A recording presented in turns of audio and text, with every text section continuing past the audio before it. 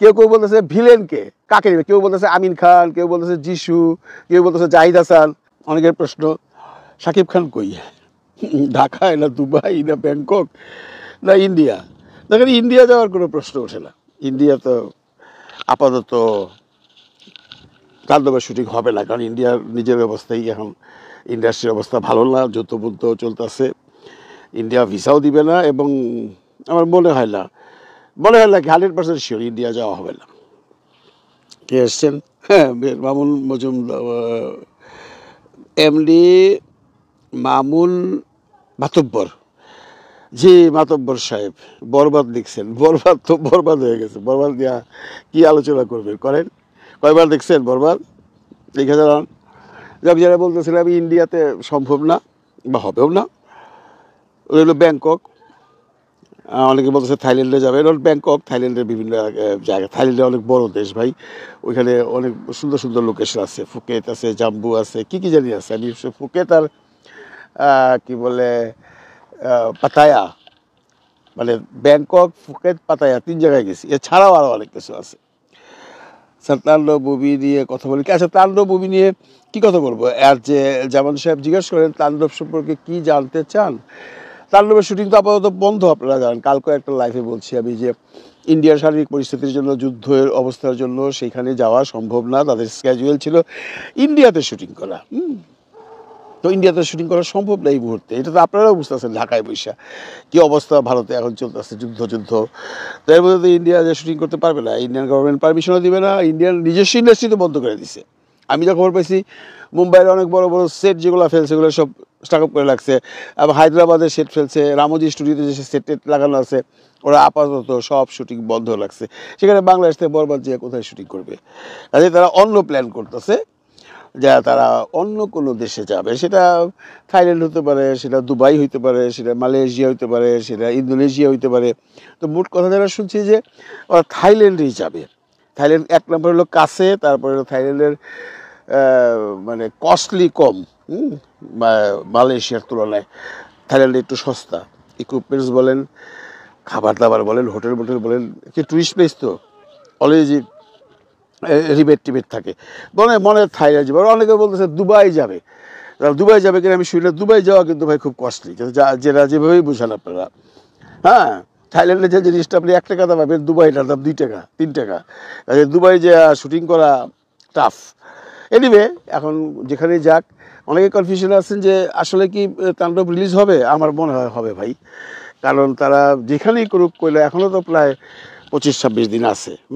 আর ছবির কাজ তো মনে করেন এমন না যে শুটিং করে আমরা যেমন শুটিং করতাম, মানে পুরো শুটিং আউটডোরে গেলাম, মনে করেন 20 দিনের আউটডোর করলাম বা 25 দিনের আউটডোর করলাম, ঢাকায় আসলাম, সে ফিল্ম ডেভেলপ করে এটা প্রিন্ট করলাম, করে এডিটিংয়ের বুকিং দিলাম, তারপরে ওই 35-এর এডিটিং মেশিনে এডিট করা শুরু করলাম। এখন তো সেটা নাই। এখন তো রাজশাহীতে শুটিং হইতেছে, ঢাকায় এডিটিং হইতেছে, চিপসের মাধ্যমে ফিল্মটা পাঠিয়ে দিতেছে। এডিটিং একটা নর্মাল লাইন আপ করে রাখতেছে, পরে ডাইরেক্টর আইসা ফাইনাল লাইন আপ করবে।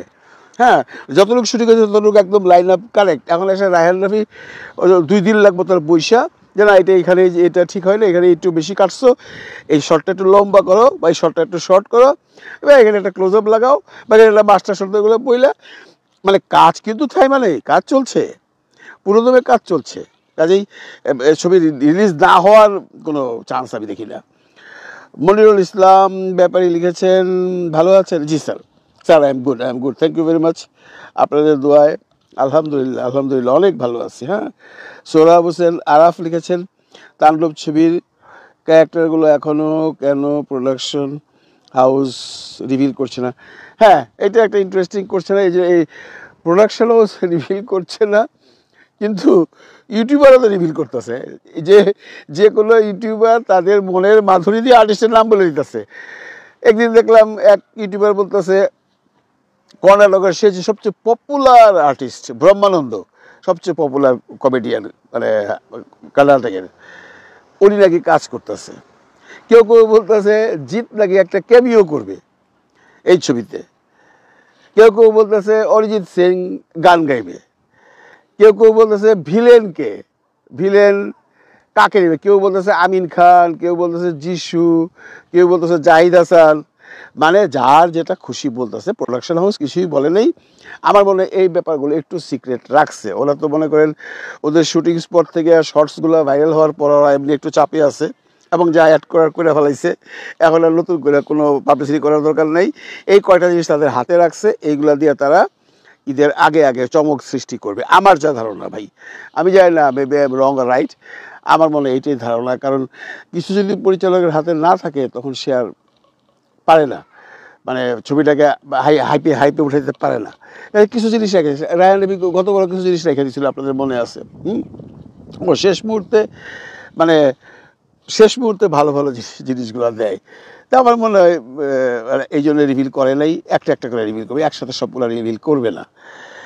তো এনিওয়ে তার তাণ্ডব সবাই আশা করে বসে আছে ঈদে রিলিজ হবে, এবং ঈদে রিলিজ হইতেই হবে। কারণ কালকেও আমি বলছি একটা লাইভে এসেছি, ঈদে যদি রিলিজ না করে তাহলে এই ছবিটার ভাগ্যে খারাপই আছে। কারণ নেক্সট রোজার ঈদ বরবাদের প্রোডাকশন ছবি করতেছে, এটা মোটামুটি ফাইনাল।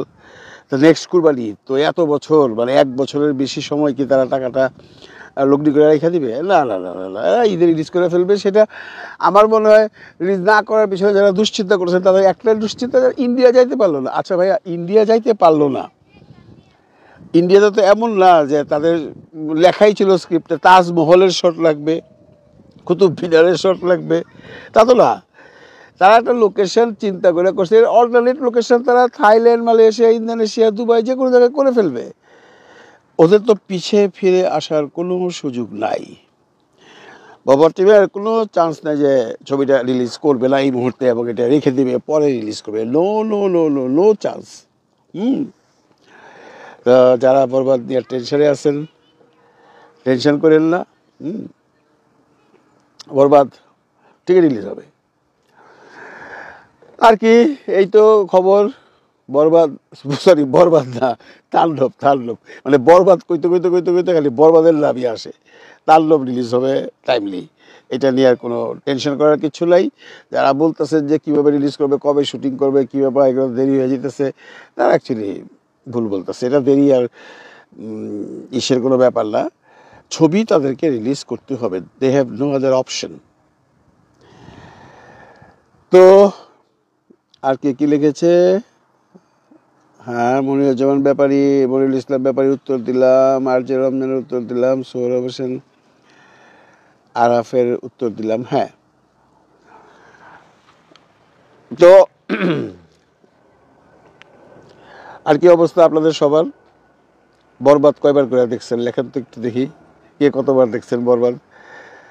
আজকে আমাদের এখানে বরবাদ চলতেছে, আমি যাই নাই মানে দুঃখে, রাগে, অভিমানে। আমি এটাও বলছি আগের একটা ব্লগে যে এই সুইডেনের 2টা বড় বড় সিনেপ্লেক্সে তুফান রিলিজ হয়েছিল। প্রাউড করে সিনেপ্লেক্সে গেছিলাম সিনেমা দেখতে। সিনেপ্লেক্সে সিনেমা দেখা আর অডিটোরিয়ামে সিনেমা দেখা এক না। বরবাদের যে সাউন্ড কোয়ালিটি অডিটোরিয়ামে দেখার চেয়ে আমি ঘরের মধ্যে ওই যে 56 ইঞ্চি টেলিভিশন আছে ওইটার মধ্যে দেখুন সাউন্ড দিয়া, স্টেরিওফোনিক সাউন্ড দিয়া, ডলবি সিস্টেম করে, ওইটাও ভালো লাগবে। খুব একটা লোকজন হয় নাই, সবার মধ্যে একটা অভিমান। কারণ 150 সিটের একটা অডিটোরিয়াম বুঝতে পারেন, অডিটোরিয়ামের চেয়ারগুলো কীরকম থাকে দেখতেই পারেন।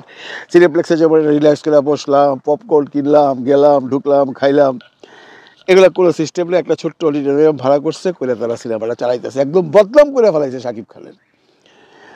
মানে বরবাদ ছবিটা এইভাবে রিলিজ করে শাকিব খান যে একটা এই জায়গায় উঠছিল সুইডেনের দর্শকদের কাছে। আপনারা যারা আমাকে ফলো করেন, আমার তুফান ছবির ক্লিপগুলো দেখেন যে সিনেমা হলে কী ধরনের দর্শক গেছে তুফান দেখতে এবং কি প্রশংসা করতেছে। ওই দর্শকগুলোর সাথে আমি কথা বলছি, কেউ যাবে না। মানে কী যাবো ভাইয়া, ওই অডিটোরিয়ামে সিনেমা দেখে মজা আছে নাকি? গতবার তুফান আসছিল সিনেপ্লেক্সে, রাতে দেখছি। এবং চিন্তা করেন তুফান 2টা সিনেমা হলে প্রথম সপ্তাহ চলছে, 2টা সিনেমা হলে, বড় বড় 2টা সিনেমা হল। একটা তো biggest cinema hall in Stockholm. দ্বিতীয় সপ্তাহে একটা সিনেমা হলে চলছে, টোটাল মনে করেন কতগুলো শো চলছে। এখানে কিন্তু আপনার এক ছবি 500 করে চলে না, একটা করে শো চলে না। তো ধরেন ওদিকে 7টা শো, ওদিকে 7টা শো, 14টা শো। প্রথম সপ্তাহে চললো 14টা, না প্রথম সপ্তাহে আরও 3টা শো বেশি ছিল, প্রত্যেক হলে 2টা করে শো চলছে 3 দিন। তারপরে নেমে যাওয়ার পরে একটা সিনেমা হলে আরেক সপ্তাহ চলছে। তার মানে 14, 3, 17, 17 সাথে 24, মিনিমাম 24টা শো চলছে, 24টা শো চলছে। এবং আমি 4 দিন না 5 দিনের মাথায় গেছিলাম, যেদিন শ্যুট করছি, যে দর্শকের কথা বলছি, দর্শকের সাথে কথা বলছি, সেটা 4 ডের মাথায়। সেই সাকিবের ছবি বরবাদ, যেটা তুফানের চেয়ে বেশি ব্যবসা করলো, সবাই জানে তুফানের চেয়ে বেশি ব্যবসা করলো, সেই বরবাদ স্টকমে রিলিজ করলো আজকে না, গতকালকে গেছে, সরি গতকালকে গেছে, আমি জানি তো বললাম, একটা অডিটোরিয়ামে। অডিটোরিয়াম, এটা কোনো কথা হইলো ভাই? সাকিবের ছবি অডিটোরিয়ামে চলে? অডিটোরিয়ামে চলছে জঙ্গলি, অডিটোরিয়ামে এর আগে চলছে হাওয়া, অডিটোরিয়ামে এর আগে চলছে এরকম 2-4টা ছবি। আমরা দেখি না অডিটোরিয়ামে সিনেমা, দেখি না, অনেকেই দেখে অবশ্য, যারা আনে তারা দেখে, তাদের আত্মীয় স্বজনরা দেখে। তো বরবাদ অডিটোরিয়ামে চলার কারণে বেশ বেশ শক্ট হয়েছে। এবং আমার খুব মানে সত্যি কথা কি, এই প্রোডাকশন হাউসকে গালাগালি করতে ইচ্ছা করছে। এরা খালি বৈশা বৈশা ওইখানে ঢাকায় লেকচার মারে, হ্যাঁ, ফাটায় ফেলাইছি, অমুক করছি তেমুক করছি। আপনারা যে ছবিটাকে সুইডেনে এসে কিল করলেন, সুইডেনে যে শাকিব খানকে নামায়া দিলেন, যে শাকিবের ছবি অডিটোরিয়ামে চলে, বাকি ছবি অডিটোরিয়ামে চলে, তাহলে কিসের বরবাদ সুপারহিট হয়েছে? এই যে মানুষ এখন বলতেছে, এবং মানুষ যে প্রত্যাখ্যান করলো, একটা শো চালাইলেন, মাত্র একটা শো, বরবাদ সিনেমা একটা শোর ছবি, ছি,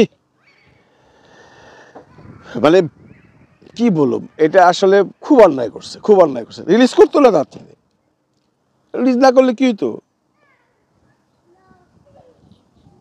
প্রোডাকশন হাউসকে বলবো, সিনেমা বানানো যেমন কঠিন, সিনেমা চালানোও কঠিন, বিশেষ করে ইন্টারন্যাশনালি ছবি রিলিজ করা নট সো ইজি ম্যাডাম। আপনার উচিত ছিল যারা ইন্টারন্যাশনালি আগে রিলিজ করছে তাদের সাথে যোগাযোগ করতে, সেটা শাহরাজ শাকিল হোক, অনন্য বাবন হোক, রায়হান রাফি হোক, বা আলফা আই হোক, যারা ওলা যেভাবে করছে সিনেমা হলের সাথে, ওলা যদি তুফান রিলিজ করতে পারে 2টা হলে, আপনি পারলেন না একটা হলে, একটা সিনেপ্লেক্সের ছবিটা রিলিজ করতে? দিয়ে দিলেন অডিটোরিয়ামে। খোঁজ দিয়েছিলেন কোথায় ছবিটা দিচ্ছি, কাদের কাছে দিচ্ছি, কারা চালাচ্ছে, কজন লোক দেখবে? 100 জন লোক, 100-150 জন লোক দেখার জন্য বরবাদ বানাইছেন আপনারা। সুইডেনে যেখান থেকে তুফান 40 থেকে 45,000 ক্রাউড, দ্যাট মিনস 5 থেকে 5.5 লক্ষ টাকা শেয়ার দিছে, সেখানে আপনি পাইবেন $1,000। এই তো শিখেন। কোনো কিছু না জানলে যারা জানে তাদের সাথে যোগাযোগ করেন, তারা শিখাবে। শিখতে কোনো বয়স লাগে না, শিখতে কোনো লজ্জা নাই। বসে বসে এই খালি ইন্টারভিউ না দিয়া শিখেন। যেহেতু সিনেমা বানাবেন, শিখেন। আপনার মতো প্রডিউসার আমাদের দরকার আছে। ফিউচারে যেন আপনারা সিনেমা বানান, এটা আমরা চাই। আপনারা চলে যান, আমরা এটা চাই না। আপনার মতো বিগ প্রডিউসার আমাদের দরকার আছে, কিন্তু যে উইং জানেন না সেই উইংয়ের জন্য সাহায্য নেন। ওকে বন্ধুরা, ভালো থাকেন সবাই, ভালো রাখবেন সবাইকে। সোয়ামণি কি লিখেছেন? কিছু লিখেন না কেন? হু মানে কি? সোয়ামণি।